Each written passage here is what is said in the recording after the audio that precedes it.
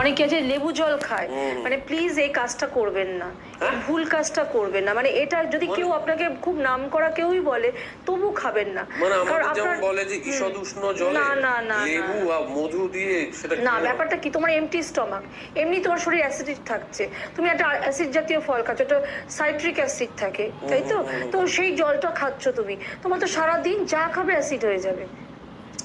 অনেকে বলে যে ম্যাম আমি যা খাচ্ছি অ্যাসিড হচ্ছে, আমি বুঝতে পারছি না কারণ। তখন আমি জিজ্ঞেস করি তুমি সকাল দিয়ে কি দিয়ে স্টার্ট করো? মানে গরম জলে লেবু মধু দিয়ে স্টার্ট করি, প্রথমেই বন্ধ করো। লেবুর রস খুব ভালো, মানে ফ্যাট কমায়, স্কিন ভালো রাখে, কিন্তু সেটা লাঞ্চের পরে বা ডিনারের পরে, মানে ভরা পেটে লেবুর রস। মানে আমি কি ডিনারের পর? হ্যাঁ হ্যাঁ, তুমি খেয়ে শুতে পারো, একদম তাই।